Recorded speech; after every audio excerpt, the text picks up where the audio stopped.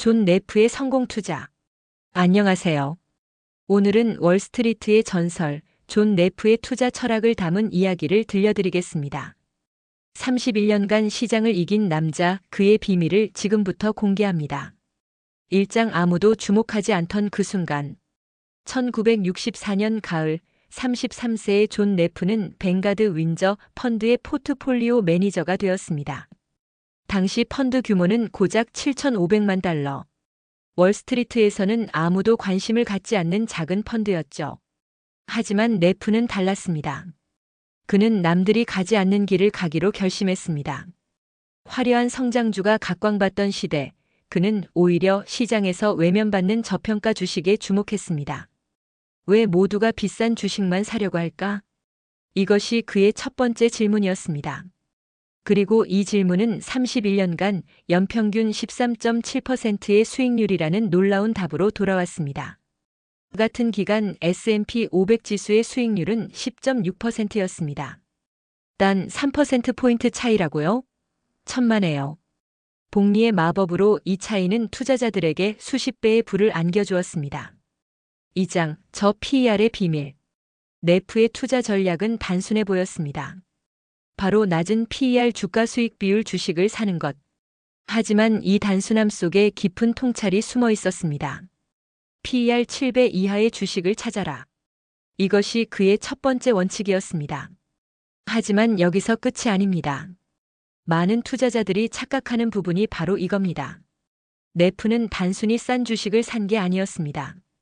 그는 일시적으로 저평가된 우량주를 찾아냈습니다. 1973년 석유 파동이 터졌습니다. 시장은 패닉에 빠졌고 대부분의 투자자들은 주식을 내다 팔기 바빴습니다. 하지만 네프는 달랐습니다. 그는 이때가 기회라고 판단했습니다. 두려움이 시장을 지배할 때 냉철한 투자자는 춤을 춘다. 그는 시티뱅크, 크라이슬러 같은 우량 기업들이 불안감 때문에 헐값에 거래되는 것을 보았습니다. 남들이 공포에 떨 때 그는 차분하게 매수 버튼을 눌렀습니다. 그리고 5년 후 이 투자들은 수백 %의 수익을 안겨주었습니다. 3장, 4가지 황금 원칙. 네프는 자신만의 명확한 투자 기준을 가지고 있었습니다. 이 기준은 31년간 단 한 번도 흔들리지 않았습니다. 첫째, 낮은 PER입니다. 시장 평균의 40에서 60% 수준의 PER을 가진 주식만 매수했습니다. 시장이 PER 15배에 거래된다면 그는 PER 6배에서 9배의 주식을 찾았습니다. 둘째, 성장성입니다. 아무리 싸도 망해가는 회사는 매수하지 않았습니다. 그는 최소한 연 7% 이상의 이익 성장이 예상되는 기업만 선택했습니다. 싸면서도 성장하는 기업, 이것이 핵심이었습니다. 셋째, 높은 배당 수익률입니다. 네프는 배당을 사랑했습니다. 배당금은 거짓말을 하지 않기 때문입니다. 화려한 실적 발표는 조작될 수 있지만 실제로 주주들에게 현금을 나눠주는 배당은 기업의 진짜 실력을 보여줍니다. 그는 최소 시장 평균 이상의 배당 수익률을 요구했습니다. 넷째, 총 수익률 TSR 개념입니다. 이것이 네프만의 독특한 무기였습니다. 그는 단순히 주가 상승만 보지 않았습니다. TSR은 수익 성장률 플러스 배당 수익률 나누기 PER. 이 공식으로 주식의 진짜 가치를 계산했습니다. 예를 들어 수익 성장률 10%, 배당 수익률 3%, PER 7배인 주식이라면 TSR은 10 플러스 3 나누기 7은 1.86입니다. 네프는 TSR이 최소 1.5 이상인 주식만 매수했습니다. 사장 역발상의 용기.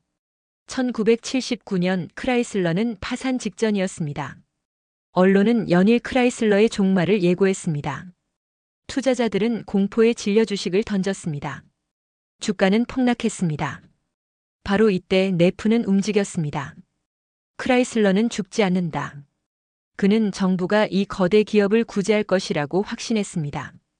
너무 커서 망하게 둘 수 없는 기업, too big to fail의 개념을 그는 이미 알고 있었습니다. 더 중요한 것은 크라이슬러가 본질적으로는 경쟁력 있는 자동차를 만들 수 있는 능력을 가진 회사라는 점이었습니다. 네프는 크라이슬러 주식을 대량으로 매수했습니다. 주변 사람들은 그를 미쳤다고 했습니다. 하지만 그는 흔들리지 않았습니다. 3년 후 크라이슬러는 극적으로 회생했습니다. 리 아이아코카의 리더십 아래 새로운 미니밴으로 대성공을 거두었습니다. 네프의 크라이슬러 투자는 500% 이상의 수익을 냈습니다.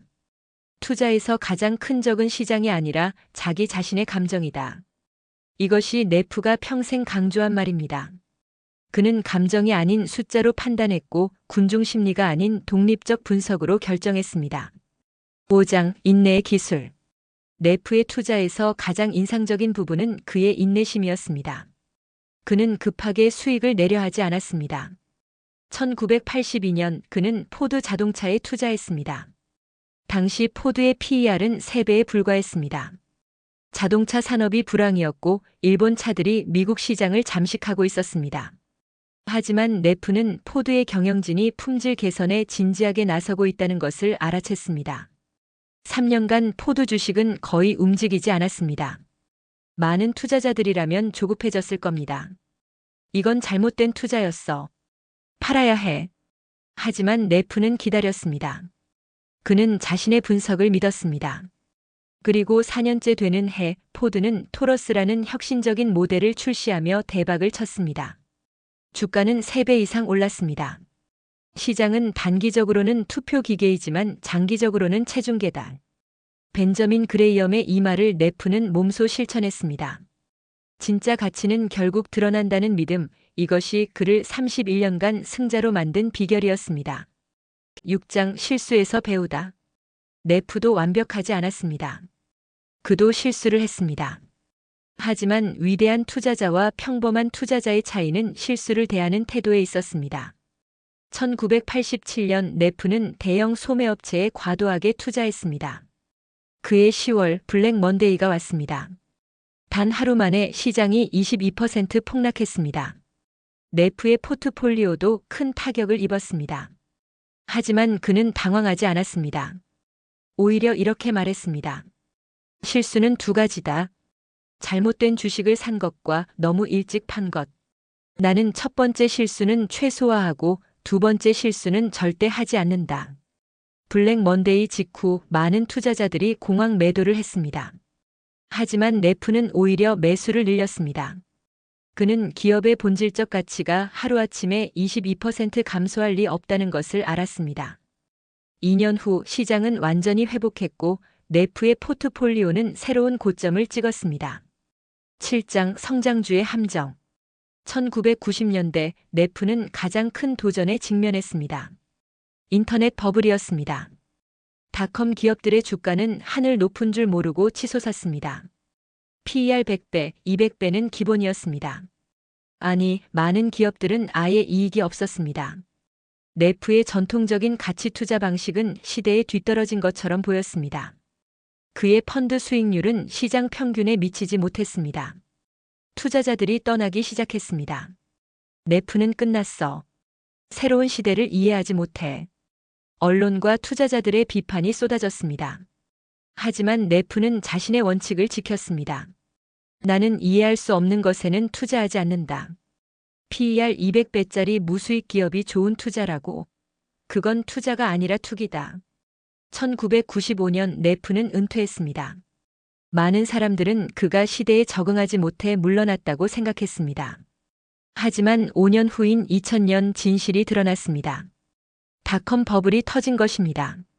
하늘 높이 치솟았던 인터넷 기업들의 주가는 90% 이상 폭락했습니다. 수많은 기업이 파산했습니다. 투자자들은 천문학적인 손실을 입었습니다. 네프의 원칙은 옳았습니다. 그는 잘못된 게임에 참여하지 않음으로써 가장 큰 재앙을 피했습니다. 8장 배당의 힘. 네프가 배당을 중시한 이유는 단순히 현금 수익 때문만이 아니었습니다. 배당은 기업 경영진의 자신감을 보여주는 지표였습니다. 배당을 꾸준히 늘리는 기업은 자신의 미래를 확신한다.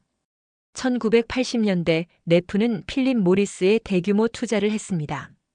담배 회사라는 이유로 많은 투자자들이 기피했습니다. 하지만 네프는 이 회사의 놀라운 현금 창출 능력과 꾸준한 배당 증가에 주목했습니다. 필립 모리스는 매년 배당을 늘렸습니다. 이것은 단순한 제스처가 아니었습니다. 회사가 지속적으로 이익을 내고 있고 주주들에게 그 이익을 돌려줄 여력이 있다는 강력한 신호였습니다. 10년간 네프가 보유한 필립 모리스 주식은 원금 대비 배당만으로도 투자액을 회수했고 주가 상승까지 합치면 800% 이상의 수익을 냈습니다. 배당은 기업이 주주에게 쓰는 러브레터다. 그리고 매년 그 사랑이 커진다면 그보다 좋은 투자가 어디 있겠는가? 9장 대중의 반대편에 서라. 네프의 가장 큰 특징은 역발상 투자였습니다. 그는 항상 대중의 반대편에 섰습니다. 모두가 사고 싶어하는 주식은 이미 비싸다. 아무도 사고 싶어하지 않는 주식에 기회가 있다. 1985년 은행주는 최악의 섹터였습니다. 남미 국가들의 채무 불이행으로 미국 대형 은행들이 막대한 손실을 입었습니다. 투자자들은 은행주를 외면했습니다. 네프는 정반대로 움직였습니다. 그는 뱅크 오브 아메리카, 체이스 맨해튼 같은 대형 은행들의 주식을 대량 매수했습니다. 이 은행들의 PER은 4배에서 5배에 불과했습니다. 이 은행들이 망할까? 절대 아니다. 미국 정부가 그냥 두지 않을 것이다. 그렇다면 지금 가격은 터무니없이 싼 것이다. 5년 후 은행 위기가 해소되면서 이 주식들은 3배에서 4배 상승했습니다. 네프는 또다시 옳았습니다. 10장 집중과 분산의 균형. 많은 투자자들이 궁금해합니다. 몇 개의 주식을 보유해야 할까? 네프의 답은 명확했습니다. 충분히 집중하되 충분히 분산하라. 그는 보통 50개에서 70개 정도의 종목을 보유했습니다. 하지만 상위 10개 종목이 포트폴리오의 40에서 50%를 차지했습니다. 확신이 있는 종목에는 크게 베팅했지만 완전히 계란을 한 바구니에 담지는 않았습니다. 한 종목에 올인하는 것은 투자가 아니라 도박이다. 하지만 100개 종목에 분산하는 것은 우유부단함의 표현이다. 네프는 자신이 깊이 연구한 종목에는 포트폴리오의 58%를 투자했습니다. 확신이 특히 강할 때는 10%까지도 투자했습니다. 하지만 절대 15%를 넘기지 않았습니다. 이 균형 감각이 그를 31년간 꾸준한 승자로 만들었습니다. 큰 손실 없이 큰 수익을 낼 수 있었던 비결이었습니다. 11장 시장 타이밍의 허상. 많은 투자자들이 시장 타이밍을 맞추려 합니다. 지금 사야 할까, 기다려야 할까? 네프의 대답은 간단했습니다. 시장 타이밍은 잊어라. 대신 가격 타이밍에 집중하라.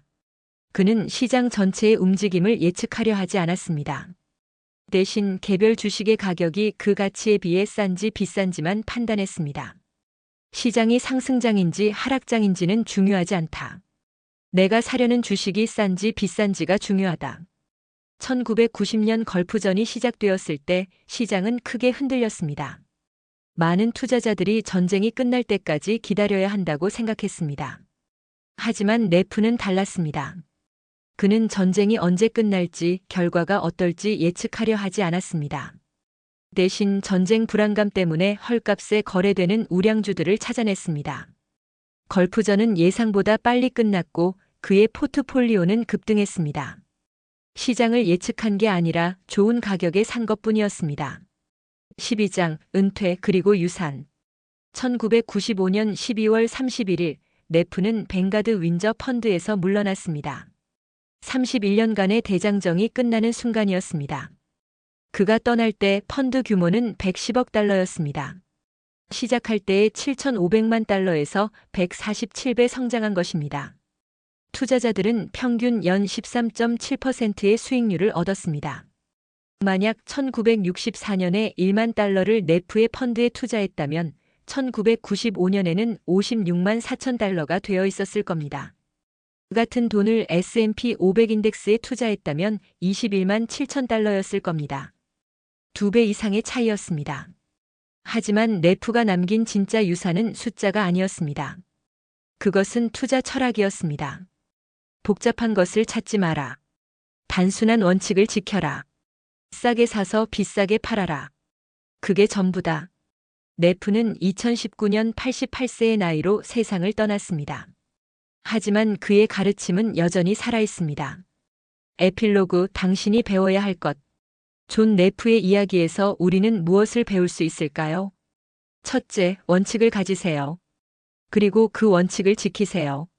시장이 흔들려도 주변 사람들이 비웃어도 당신의 원칙이 옳다면 지키세요. 둘째, 역발상하세요.